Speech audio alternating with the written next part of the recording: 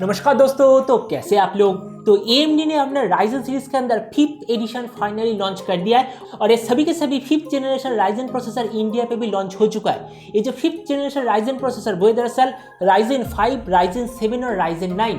ये जो राइजन 5 वाला प्रोसेसर ये शुरू होता है 22,000 रुपए से।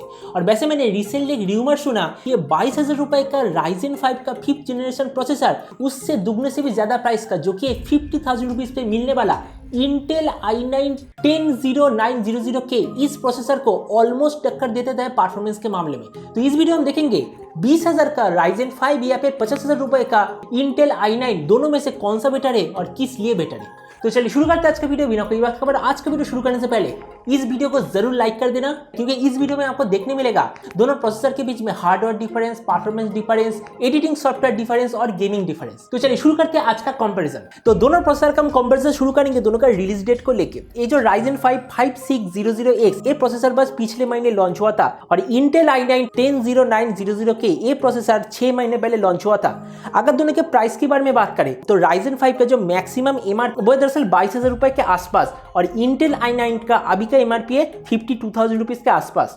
अगर दोनों के कोर काउंट के बारे में बात करें तो राइजन 5 6 कोर 12 थ्रेड के साथ आता है और इंटेल i9 10 कोर 20 थ्रेड के साथ आता है। अगर सीपीयू आर्किटेक्चर के बारे में बात करें, राइजन 5 में आपको मिलता है 7 नैनोमीटर आर्किटेक्चर और इंटेल i9 पे आपको मिलता है 40 नैनोमीटर आर्किटेक्चर। और वैसे अगर आप मेरे प्रोसेसर कंपैरिजन वीडियो देखते हो तो आपको पता होगा कि ये चीज मैंने आपको हमेशा कहा है कि ये जो नैनोमीटर नंबर है जितना कम होता है प्रोसेसर उतना ही ज्यादा ठंडा रहता है, और प्रोसेसर जितना अच्छा ठंडा रहता है परफॉर्मेंस मतलब लॉन्ग टाइम परफॉर्मेंस में वो सबसे अच्छा परफॉर्म करता है। अगर हम टीडीपी मतलब एक प्रोसेसर काम करने के लिए जितना पावर इस्तेमाल करता है उसके बारे में बात करें तो राइजन 5 इस्तेमाल करता है 65 वाट का पावर और इंटेल i9 इस्तेमाल करता है 125 वाट का पावर। आप देख ही सकते हैं कम नैनोमीटर होने का क्या फायदा होता है। अगर सॉकेट टाइप की बात करें तो राइजन मतलब AMD का ये चीज मुझे बहुत ही बढ़िया लगता है। अगर मैं आज के दिन पे AMD के लिए कोई मदरबोर्ड खरीदूं तो मैं गारंटीड उसके 5 जनरेशन तक जो भी प्रोसेसर आएगा उसमें मैं वो मदरबोर्ड इस्तेमाल कर पाऊंगा। लेकिन इंटेल का यही सबसे बुरा चीज है कि मैं आज कोई अगर इंटेल का नया मदरबोर्ड लेता हूं तो मैं बस उसमें नेक्स्ट 2 जनरेशन तक ही फिट कर पाऊंगा, क्योंकि हर 2 जनरेशन पर इंटेल अपना सॉकेट टाइप चेंज करता रहता है। इसमें भी आप देख सकते हैं ये जो नया जनरेशन राइजन 5 इसका सॉकेट टाइप है वही पुराना AM4, और ये जो नया जनरेशन इंटेल i9 इसका सॉकेट टाइप है नया जनरेशन का LGA 1200। अगर स्पीड के बारे में बात करें राइजन 5 का बेस स्पीड है 3.7 गीगाहर्ट्ज और टर्बो स्पीड है 4.6 गीगाहर्ट्ज और इंटेल i9 का बेस स्पीड है 3.7 गीगाहर्ट्ज और इसका टर्बो स्पीड है 5.3 गीगाहर्ट्ज। अगर कैश मेमोरी के बारे में बात करें, पहले मैं कह देता हूँ कैश मेमोरी दरअसल क्या होता है। आप बस ये समझ लीजिए जिस प्रोसेसर के अंदर कैश मेमोरी जितना ज्यादा होता है वो प्रोसेसर मल्टीटास्किंग और दूसरे काम में और भी ज्यादा बेटर होता है बाकी प्रोसेसर के मामले में। तो अगर मैं राइजन 5 की बात करूँ तो इस जगह पे आप देख सकते हैं राइजन 5 का overall cache memory Intel i9 से थोड़ा सा ज्यादा है। अगर मल्टीप्लायर के बारे में बात करें राइजन 5 और इंटेल i9 दोनों पे ही आपको 37 मल्टीप्लायर मिलता है, लेकिन अगर टर्बो मल्टीप्लायर की बात करें तो राइजन पे आपको मिलता है 46 और इंटेल पे आपको मिलता है 53। अगर PCI लेन के बारे में बात करें राइजन 5 में आपको लेटेस्ट जनरेशन PCI वर्जन 4 मिलता है और इसमें 24 PCI लेंस भी मिलता है, और राइजन 9 पे आपको पुराने जनरेशन का PCI वर्जन 3 मिलता है और इसमें 16 PCI लेन मिलता है। अगर मैक्सिमम रैम सपोर्ट के बारे में बात करें तो दोनों ही प्रोसेसर में आपको डुअल चैनल LPDDR4 रैम का सपोर्ट मिलेगा। राइजन 5 में जो मैक्सिमम रैम का स्पीड वो दरअसल 3200 मेगाहर्ट्ज और इंटेल i9 पे जो मैक्सिमम रैम का स्पीड वो दरअसल 2933 मेगाहर्ट्ज और दोनों भी आपको मैक्सिमम 120 GB तक का रैम का सपोर्ट मिलेगा।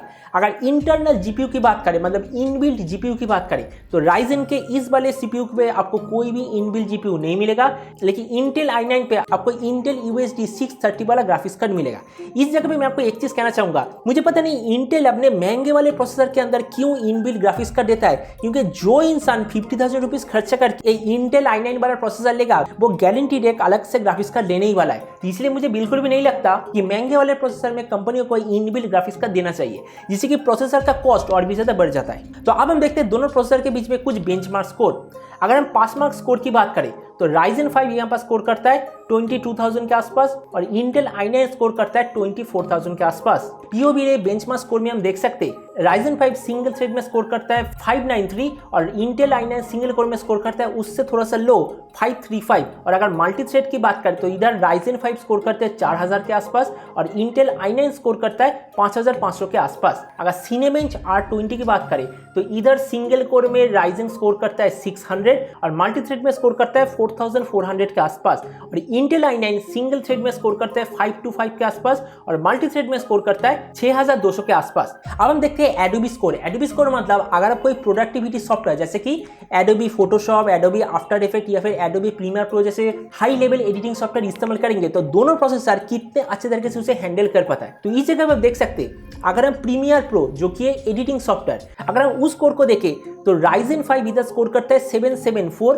और इंटेल i9 स्कोर करता है 802। मतलब प्रीमियर प्रो के मामले में इंटेल i9 थोड़ा सा बेटर है। अगर हम एडोबी आफ्टर इफेक्ट्स मतलब मोशन ग्राफिक्स एडिटिंग की बात करें तो इस जगह पे Ryzen 5 स्कोर करता है 1100 के आसपास और इंटेल i9 स्कोर करता है 900 के आसपास। मतलब मोशन ग्राफिक्स एडिटिंग Ryzen 5 थोड़ा सा बेटर हैंडल करता है। और अगर हम एडोबी फोटोशॉप की बात करें तो इस जगह पे Ryzen 5 स्कोर करता है 1000 के आसपास और इंटेल i9 स्कोर करता है 900 के आसपास। मतलब फोटो एडिटिंग के मामले में भी Ryzen 5 थोड़ा सा बेटर है। तो अब हम देखते हैं रेंडर स्पीड। वैसे एक चीज मैं आपको कहना चाहूंगा, रेंडर स्पीड एक प्रोसेसर का हमेशा डिपेंड करता है उसके नंबर ऑफ कोर्स के मामले में।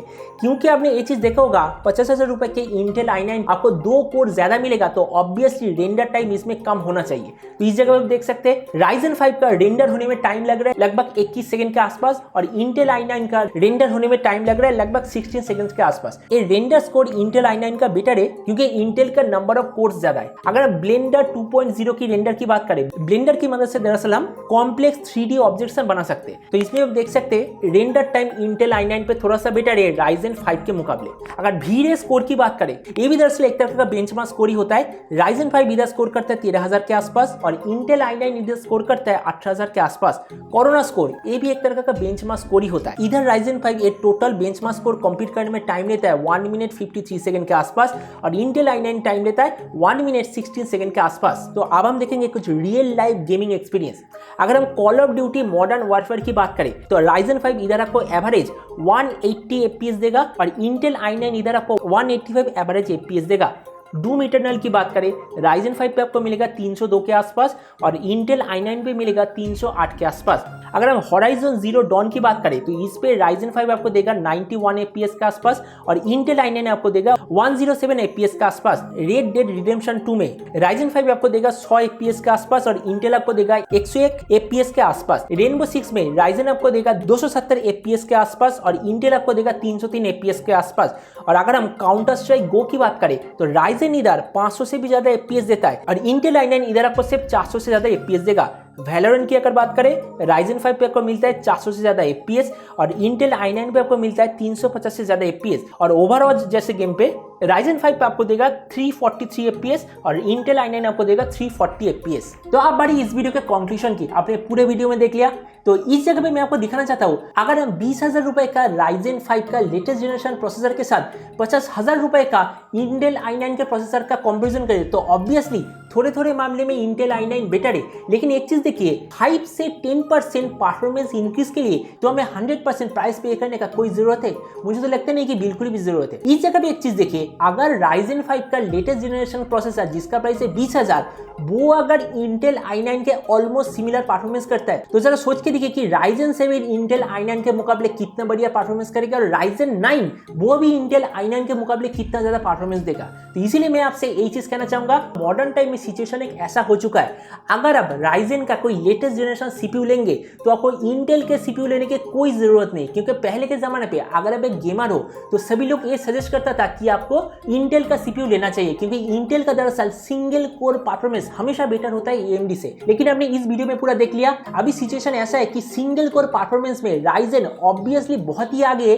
इंटेल के कोई भी CPU के मुकाबले। और वैसे इस वीडियो पे तो मैं आपको Ryzen 5 के साथ इंटेल i9 का कंपैरिजन दिखा रहा हूं, मतलब टोटली अनइवन कंपैरिजन। लेकिन फिर भी आपने ये चीज देखा होगा Ryzen 5 इधर हर एक मामले में सिंगल कोर में इंटेल से बेटर परफॉर्मेंस कर रहा है। तो इसलिए मैं आपसे रिकमेंड करना चाहूंगा अगर आप इंटेल के ऐसे हाई हाई जनरेशन प्रोसेसर के बजाय अगर थोड़ा सा लो जनरेशन मतलब लेटेस्ट लॉन्च हुआ Ryzen 5 का कोई प्रोसेसर लेते हो और सेम पैसे को बचा के उस पैसे से आप Nvidia या फिर कुछ अच्छे क्वालिटी का ग्राफिक्स कार्ड लेते हो तो आपका ओवरऑल CPU मतलब ओवरऑल जो पीसी परफॉर्मेंस वो और भी ज्यादा होगा इंटेल के कोई भी प्रोसेसर के मुकाबले। तो आज का वीडियो तक उम्मीद है आज के कॉम्बिनेशन आपको पसंद आएगा। वैसे इसके बाद अगर आप कोई पीसी या फिर लैपटॉप प्रोसेसर का कंपैरिजन देखना चाहते हैं तो उसका नाम मुझे नीचे कमेंट सेक्शन में बताना, मैं उसके ऊपर रिसर्च करूंगा फिर ही वीडियो बनाऊंगा। तो मिलते अगले वीडियो में, तब तक stay tuned and always remember think positive be positive. Thank you.